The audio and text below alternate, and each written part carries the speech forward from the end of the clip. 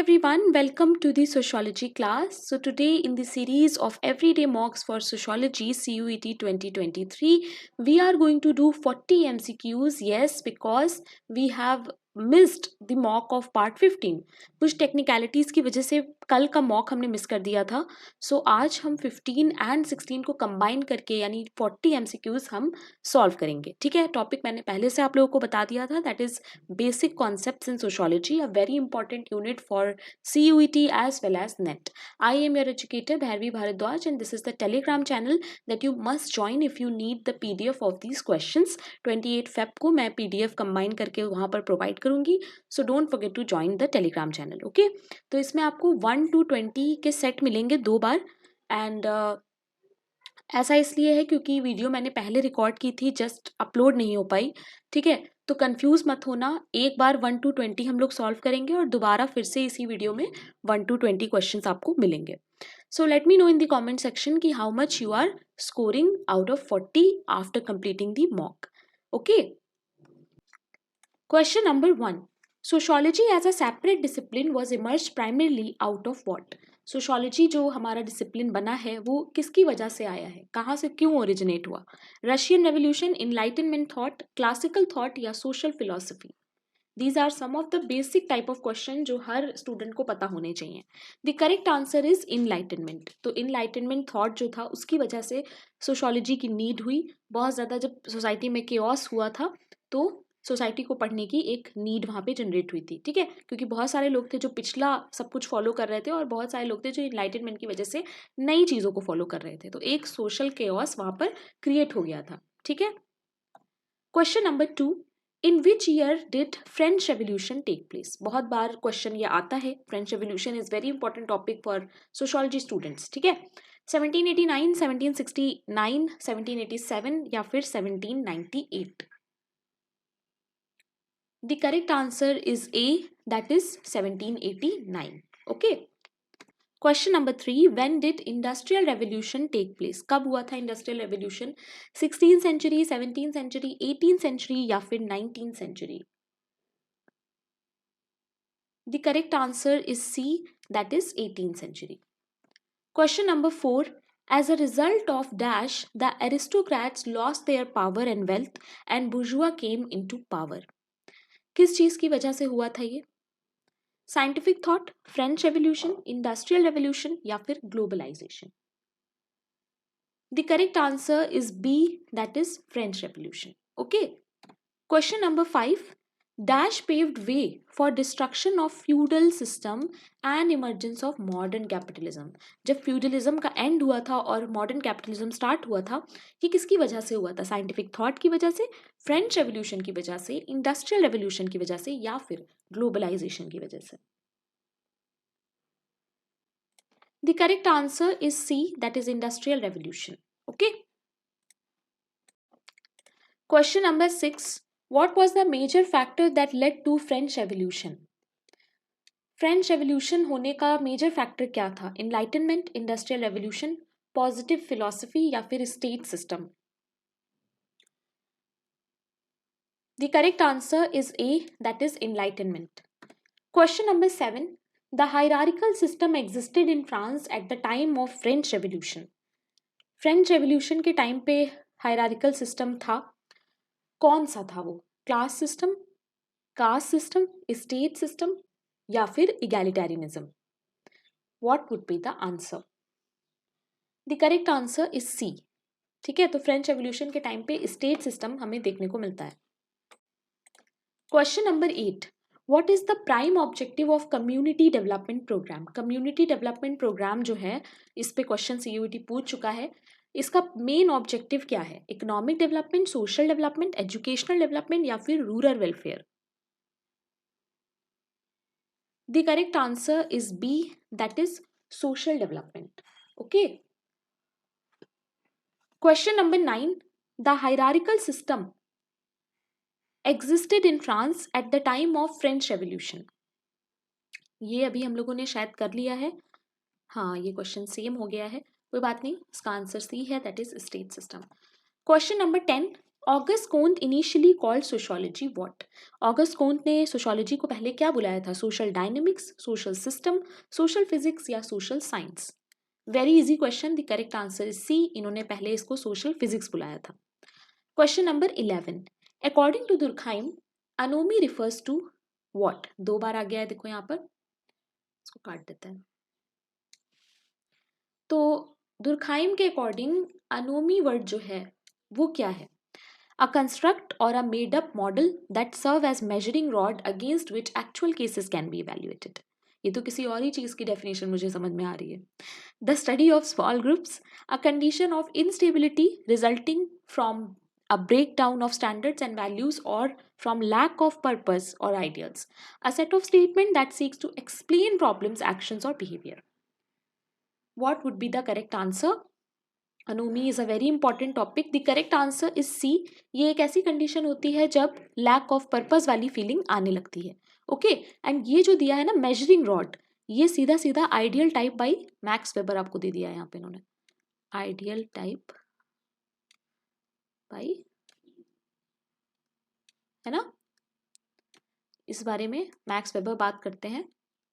Okay, so question number 12, the man versus the state, very important text, बहुत सारे exams में ये book पूछी गई है। किसकी बुक है ये? August Comte, Herbert Spencer, George Simmel, Emile Durkheim. The correct answer is B, that is Herbert Spencer. Herbert Spencer जो है उनको हम पढ़ते हैं, फाउंडेशन वाला जो पार्ट है हमारा सोशियोलॉजी का, यानी बेसिक्स, तो इनकी बुक्स आपको सारी ही याद करनी है, ठीक है। Question number 13, who argued that society and living organism have similarity in structure and function? किसने लिविंग ऑर्गेनिज्म और सोसाइटी को कंपेयर करके एक थ्योरी दी थी जिसमें उन्होंने बताया था कि जिस तरीके से लिविंग ऑर्गेनिज्म यानी हमारी बॉडी काम करती है उसी तरीके से सोसाइटी भी काम करती है। Herbert Spencer, August Comte, George Simmel, Emile Durkheim. The correct answer is A, that is Herbert Spencer. Question number 14, और इनकी ये जो थ्योरी थी इसका नाम भी मैं लिख देती हूँ, that is organic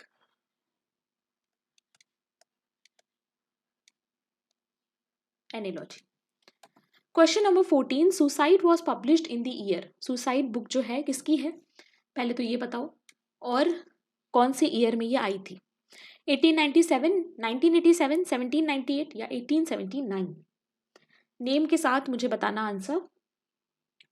I hope everybody knows, the correct answer is A, that is 1897, and ये बुक थी एमाइल दुर्खाइम की, ठीक है, तो इसको भी याद रखना। Correct answer is Emile Durkheim. Question number 15, the term conscious collective was used by Durkheim to indicate, collective conscience collective जो है वो दुर्खाइम का कॉन्सेप्ट था, और इससे वो क्या बताना चाहते थे? Share taboos, fashion sense among the members, shared belief system या फिर किनशिप सिस्टम? इस वर्ड का मीनिंग आपको बताना है। The correct answer is C, that is shared belief system.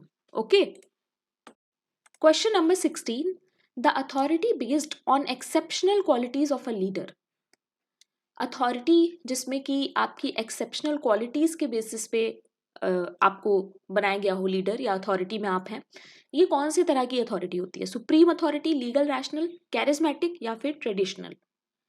On the basis of your qualities only जब आप authority में होते हो। The correct answer is C, that is charismatic, और अथॉरिटीज के बारे में हमें बताते हैं Max Weber. Question number 17, Calvinism और लूथरनिज्म में क्या डिफरेंस है? दोनों में किस चीज में हम लोग डिफरेंस, बेसिक डिफरेंस हम लोग क्रिएट कर सकते हैं इन दोनों में? They both are a type of religion, ठीक है, कन्वर्जन, वेस्टर्न रिलीजन है ये, conversion, predestination, repentance and systematization. The correct answer is B, predestination का डिफरेंस है, मतलब पहले से डिसाइड होना कि आप डेथ के बाद आपको कहाँ जाना है, और इस बारे में बात करते हैं मैक्स वेबर, ठीक है। कभी भी ये दोनों कीवर्ड या क्वेश्चन में ये दोनों वर्ड्स आपको मिल जाए और ऑप्शन में मैक्स वेबर हो तो मैक्स वेबर ही आंसर होगा। Question number 18, who advocated the social action approach in sociology for the first time? सबसे पहले सोशल एक्शन अप्रोच सोशियोलॉजी में किसने दी थी? Max Weber, August Comte, Herbert Spencer, Emile Durkheim? Social action ही यहाँ पर कीवर्ड है. The correct answer is A, that is Max Weber. Question number 19. According to Weber, the process by which nature, society, and individual actions are increasingly mastered by an orientation to planning, technical procedure, and rational action is called what? Rational action is called what? Rationalization, rationality, social caution, and individual autonomy. So max weber ने ये जो बात बताई है हमें rational action की, इस process को इन्होंने क्या बुलाया था? प्रोसेस का नाम आपको याद रखना है. The correct answer is rationalisation. ठीक है, Max Weber talks about rationalisation. So इस क्वेश्चन को याद रखना. Question number 20. According to Durkheim, the study of the form and structure of society and its classification based on attributes can be called as what? यानी कह रहे हैं कि society के जो फॉर्म और स्ट्रक्चर की हम स्टडी करते हैं उसे हम क्या कहते हैं? दुर्खाइम मतलब क्या कहते हैं? Social pathology, social phenomenology, social morphology या फिर social psychology. The correct answer is C, that is social morphology. Social morphology is a big keyword for Durkheim. Question number 1. For a person, an adopted son is what? अगर कोई इंसान एक सन adopt कर रहा है तो वो क्या होगा? Affinal kin, consanguineous kin, none या फिर both? The correct answer is B, that is, हमेशा याद रखना कोई भी जो अडॉप्टेड सन होगा या अडॉप्टेड चाइल्ड होगा वो हमेशा कॉन्सिग्विनस होगा, यानी उसे हम ब्लड रिलेशन ही मानेंगे. ठीक है, ये चीज हमेशा याद रखना. Question number 2. The reverse of avoidance is what? Joking relationship, imitate, covert या फिर technonymy? The correct answer is A, that is joking relationship. Avoidance कौन से relations होते हैं जिसमें हम लोगों को अवॉइड करते हैं? जैसे अगर कोई न्यूली मैरिड है तो वो अपने से बड़े लोग जो हैं जैसे कि जेठ होते हैं ना, उन लोगों को अवॉइड करते हैं या अपने फादर इन लॉ को अवॉइड करते हैं. जोकिंग रिलेशनशिप होते हैं जिसमें कि आपको जोक करना अलाउ होता है, जैसे जीजा साली रिलेशन है ना, इस तरह के रिलेशन में जोकिंग अलाउ होती है. तो this is what it is all about. And ये सारी जो तीनों हैं इनको मैंने ऑलरेडी बता रखा है, तो ये आपकी ड्यूटी है कि आप मुझे कॉमेंट में बताइए what is imitate, what is couvade and what is teknonymy. Question number 3. After the death of the head of the family, property is given only to eldest son, but on the basis of karma he have to secure all the family members economically. यानी देखो, after death property division की बात है. Dayabhaga, patriarchal, Mitakshara and matriarchal.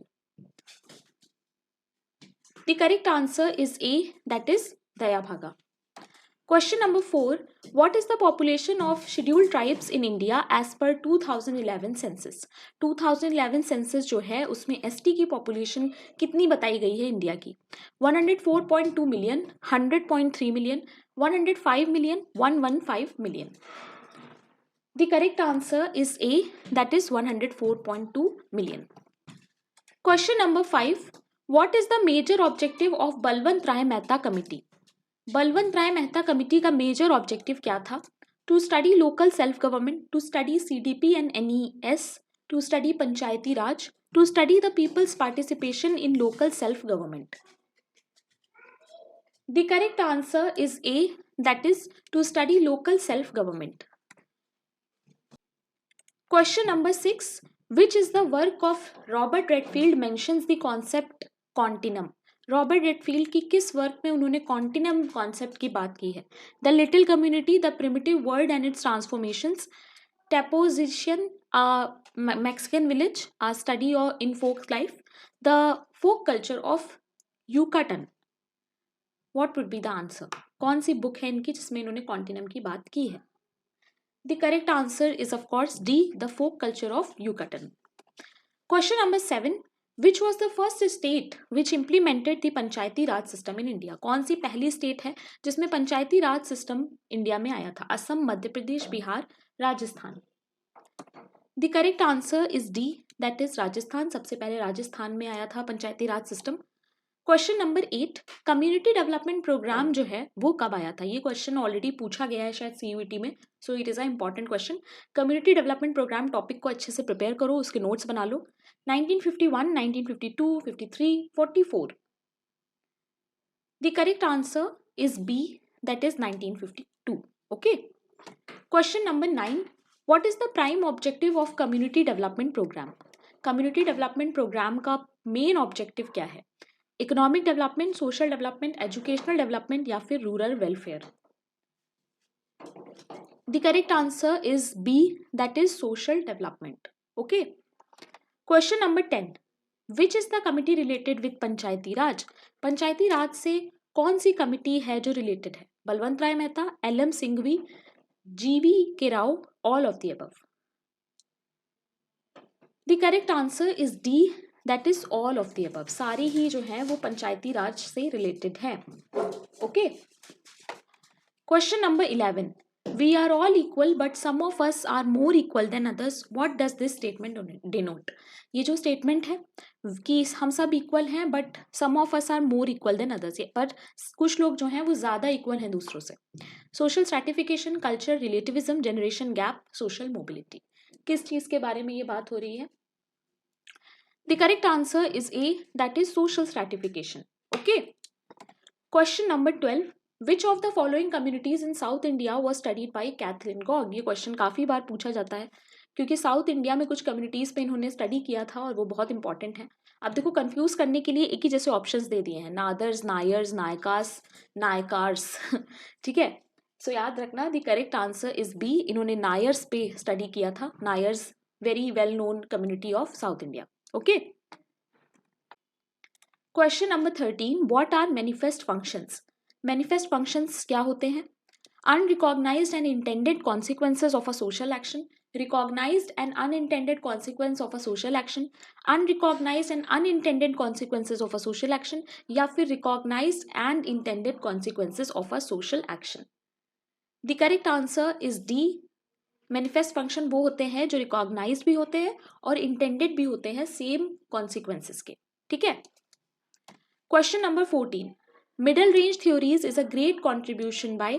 Middle range theories किसकी हैं? Robert K Merton, Talcott Parsons, Ralph Dahrendorf या फिर C Wright Mills? Very easy question. The correct answer is A, that is Robert K Merton. Robert K Merton ने हमें middle range theories दी थी. Question number 15. Levi Strauss is a prominent. Levi Strauss क्या है? Functionalist हैं, इंटरैक्शनिस्ट हैं, structural functionalist हैं या फिर स्ट्रक्चरलिस्ट हैं? The correct answer is D, that is structuralist. Okay. Question number 16. Which of the following thinker is known as radical sociologist? इसमें से कौन सा है जो कि radical sociologist जिसको हम मानते हैं? Herbert Spencer, Talcott Parson, George Homans या फिर C Wright Mills? The correct answer is D, that is C Wright Mills. Question number 17. Exchange theory was pioneered by which of the following theories? इसमें से कौन से हैं जो कि एक्सचेंज थ्योरी के थ्योरिस्ट हैं? ठीक है, जिन्होंने एक्सचेंज थ्योरी पे काम किया. Talcott Parson, Alfred Schutz, Lewis Coser, George Homans. George Homans. Okay. The correct answer is D, that is George Homans. Okay. Exchange theory जो है वो जॉर्ज हुमान्स की ही है. Question number 18. Ethnomethodology is known as what? Ethnomethodology क्या होता है? Sociology of everyday life, attack on phenomenology, attack on Herbert Spencer या फिर fusion of Marx and Weber? Fusion of Marx and या फिर fusion of Marx and weber? Of course, the correct answer is A, that is sociology of everyday life. Ethnometrology में we study everyday life. Question number 19. Which of the following theorists coined the term symbolic interactionism? इसमें से किसने symbolic interactionism term हमें दिया है? Erving Goffman, Herbert Blumer, George Simmel and George Herbert Mead. The correct answer is B, that is Herbert Blumer. याद रखना ये question बहुत रिपीट होता है. Question number 20 and last question of the day. One of the major concept in social Darwinism. Social Darwinism का major concept क्या है? Struggle for existence, survival of the fittest, organic analogy and natural selection. Major concept आपको बताना है.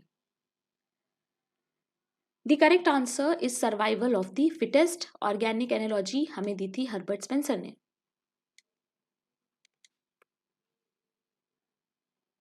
Okay, so let me know in the comment section how much you scored.